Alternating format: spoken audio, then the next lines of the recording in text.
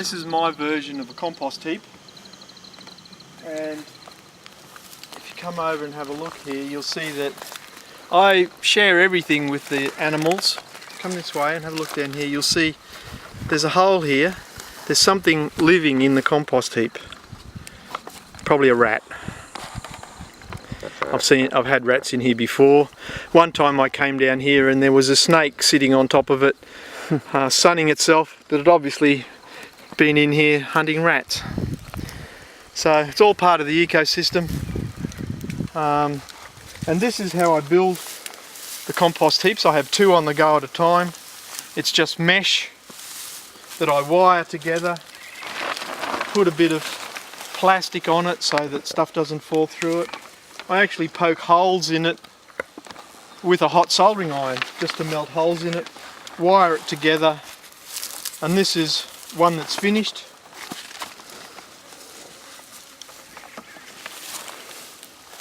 And this is the end result. So it's pretty good stuff. It's also got quite a bit of charcoal in it, you can see. There's charcoal in there as well. I make my own charcoal. Some people call it biochar, but it's just charcoal. And I build it in layers. It's good to have a variety of things in your compost heap. We'll go through the process of how I do it. This is left over from the previous one. This is the poo that's been in my toilet. I spread this around, do a layer of the poo. Well, it's actually mostly compost from the stuff that comes from the dump. It's already in the process of breaking down. Do a layer of that.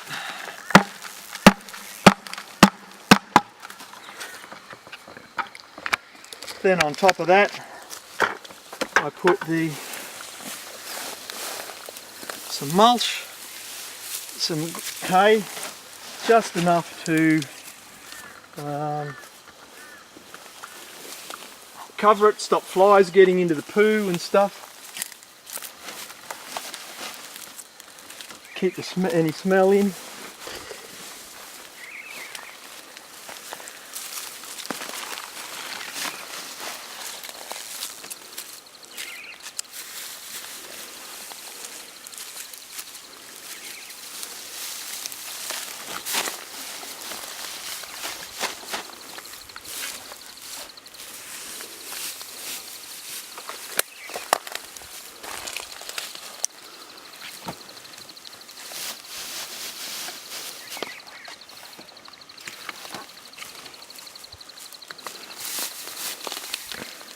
Okay, now I put a layer of charcoal. I forgot the charcoal.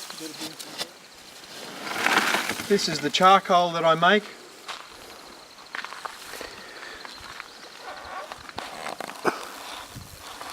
I've got 2 ways of making it. One way, I converted a 200 litre drum into a charcoal burner. You have another shot? Converted a 200 litre drum into a charcoal burner, but I also found that I can use my wood heating stove, wood burning heater to make charcoal, and it just requires that you can't keep it burning all the time. What I do with the wood heater is I put similar sized wood in and fill it all the way up.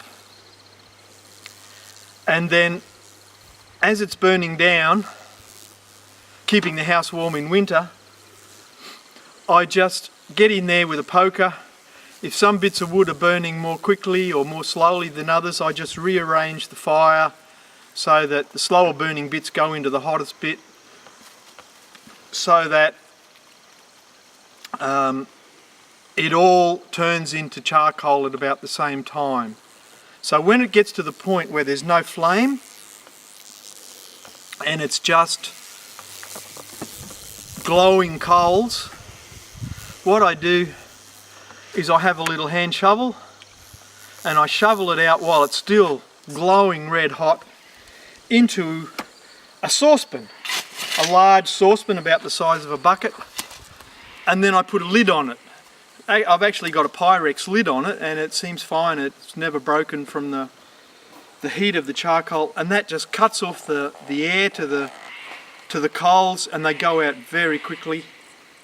And I end up, last winter I didn't need to run the charcoal burner at all, because I produced my entire year's load of charcoal just by my normal using of my wood heater at home. The only disadvantage is that you can't leave the wood heater going 24 hours a day. You have to load it all up, let it burn down, empty out the coals, and then put more in and then light it up again. And I made that a little bit easier by using a blowtorch to start the fire. I don't muck around with little stuff. I just get in there with a blowtorch with a flame about this long, and that starts the fire pretty well. I close the door on the blowtorch so smoke doesn't come out, and it makes fire starting a lot easier because I don't need twigs or anything like that. The blowtorch will start quite decent sized bits of wood, not full size, smaller stuff, but it'll still start just about anything. And so I can get all my charcoal that way.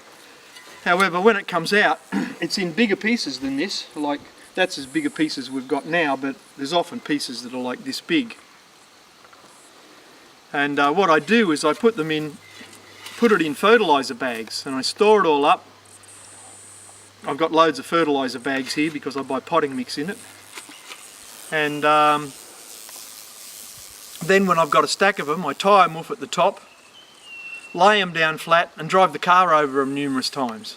So just the tyres of the car break up the charcoal into, you can get some fine stuff in there, and there's some coarser stuff, but it's not too bad. I would love to have something like with a couple of rotating wheels that could break it a bit smaller, but this is the best I've got, and it seems fine. Alright, I'll put a bit more in. I'll take this down and put it in the compost heap. So back to the compost heap. Put a bit of the charcoal over the top, spread it around. I don't know whether you've read about biochar or just charcoal. It's like a sponge, and if you look at it under a microscope, it looks like a sponge, and it, like the activated carbon they put in water filters, it pulls things. It's called adsorption. It attracts stuff, and in a compost heap it attracts the nutrients. So it acts as a storage place for the nutrients in the compost, and so when it's in the soil, the nutrients don't get leached out as much, and because it's very light and it's built like a sponge, it also absorbs water as well and will increase the water holding capacity of the soil.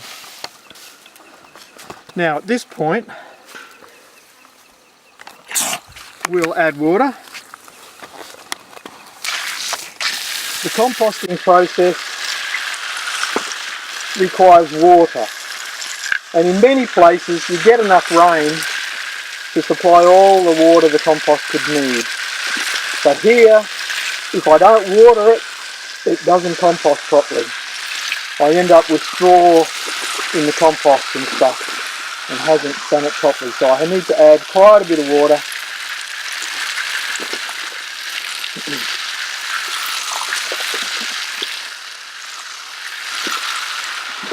I would normally add a bit more water than this, but seeing as we're filming, I'll just stop it at this point. Now, what do we got here? What we've got here is just veggie scraps, veggie and fruit scraps from the kitchen.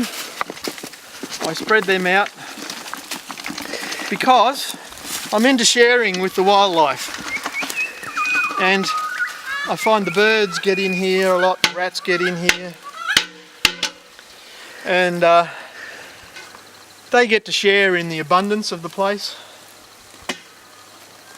And Okay, they might take away some of the nutrients that I'm putting in my compost heap, but they poo it out around the property in a form that's poo, and so it's quite usable. So I don't worry about that. It's nice to have these things there. I've covered up the little rat hole that he digs his way out again. You get the whole mix of aromas while doing this thing. yeah. Now we just wash out the buckets. I just do it pretty roughly. So washing out the 2 buckets, pretty simple. I don't get in there with my hands.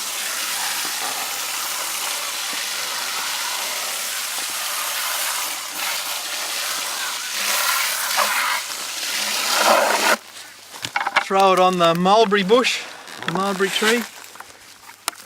Give it a second rinse.